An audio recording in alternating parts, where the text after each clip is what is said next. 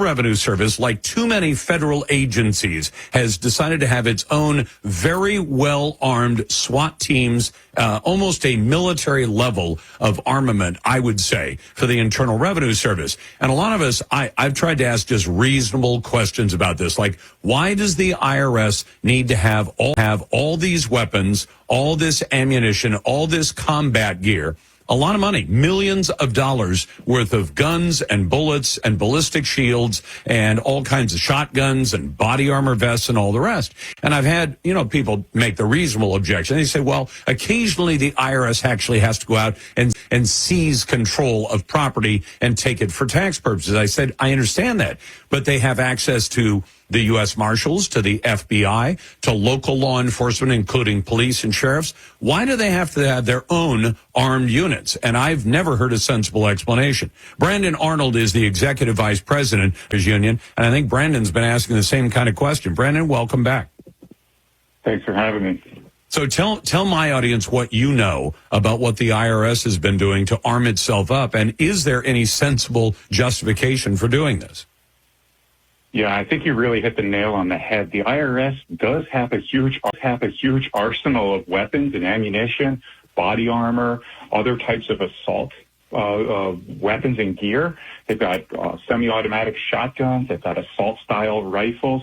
This isn't just a sidearm. We're not just talking about a pistol that they may need to carry around with them in case things go south. We're talking about a pretty hefty arsenal of weaponry, thousands and thousands of weapons, and they've spent about $10 million on these weapons just over the past 3 years.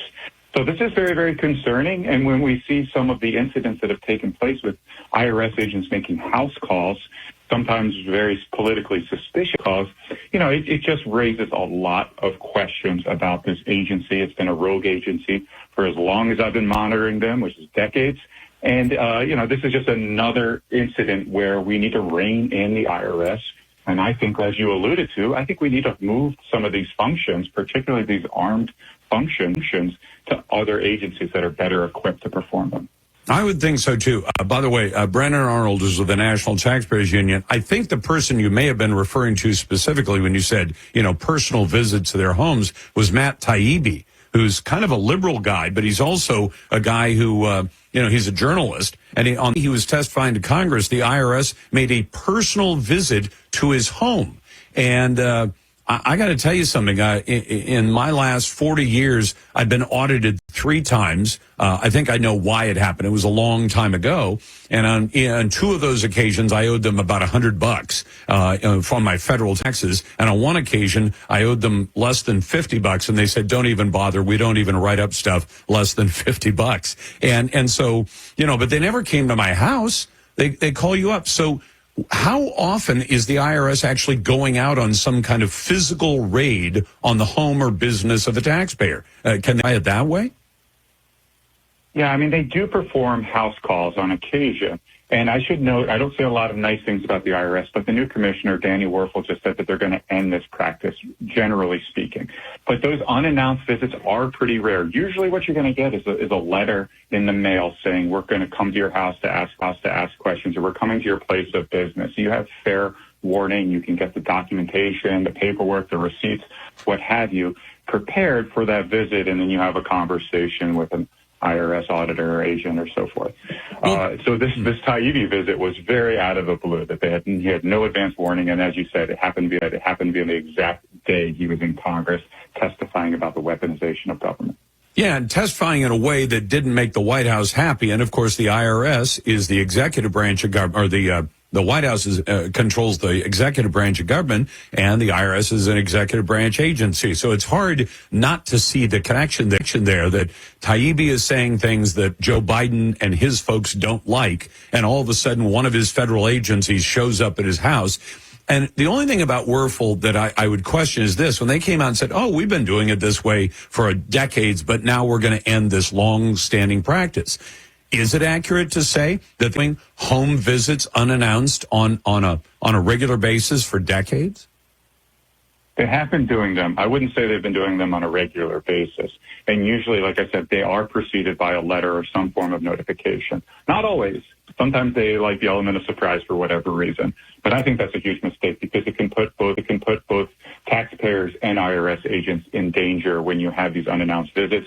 It opens the door for things like fraud. There was a very suspicious visit that just took place in Ohio in the district of Jim Jordan, who happens to be the chairman of the Judiciary Committee in the House, where an IRS agent was acting very squirrely. We think it's an IRS agent, but it could have been a fraudster. It could have been somebody that bought a badge off of Amazon or something that makes them look like an IRS agent and gathering sensitive information from senior citizens or other people who may not know better when somebody comes knocking on their door and identifies themselves as a federal agent. Hold on. Now, Brandon, are you telling me they can't determine yet whether it was because I would think if you said, hey, an IRS agent visited this person's home on such and such a day at such and such a time, wouldn't a single call to the IRS have settled that one? If law enforcement had called the IRS and say, hey, was the guy who showed up at this person's house on your payroll and was he scheduled to do a visit or something that you could resolve pretty quickly and figure out?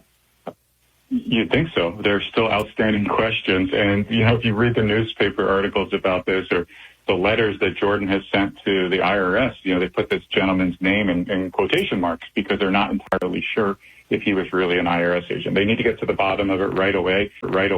It should be an easy process, but for whatever reason, that information has not fully come to light. Fortunately, like I said, the chairman of the Judiciary Committee has a lot of tools in his arsenal, and he should be able to get to the bottom of this because he is madder than you-know-what right now. Well, the other thing about the IRS creating this army, having thousands of weapons, rounds of ammunition, ballistic shields, and all that, one of the reasons police agencies and the military are good at what they do is they drill constantly, and they're usually actively doing what they do. I mean, if you train a cop and put him or her on the street, driving around in a car, they're regularly and routinely doing stops, arrests, taking people in custody, things like that. I guess I just wonder how often the IRS is doing this and how do they keep this army busy? They were talking at one point about hiring up to 2,000 people who in the job listing it said you have to be prepared to carry a weapon and use deadly force when necessary. 2,000 people. Are they really doing enough raids to justify that? And if not, how are they staying in practice? Yeah, they shouldn't be. Obviously, we have these isolated incidents. The criminal division at the IRS is the agency that famously brought down Al Capone decades and decades ago. So you do see the situations where they need to be well trained. But it seems to me to be incredibly duplicative to have that level of training, that level of expertise that's necessary to carry out that type of mission housed within the IRS. The U.S. Marshals seems to be a better fit for it, or any other number of federal law enforcement agencies. When you do have those rare unicorn events and another agency to assist with whatever enforcement action that needs to take place. Let's keep the IRS focused on what the IRS ought to be doing. And by the way, they're still not answering the phones. They're still not processing tax returns. We have millions of tax returns that are backlogged, and they want to buy bullets and guns and go play cops and robbers. It's ridiculous. It's ridiculous. It is ridiculous. Brandon, thanks very much. That's Brandon Arnold, who's the Executive Vice President of the National Taxpayers Union. It's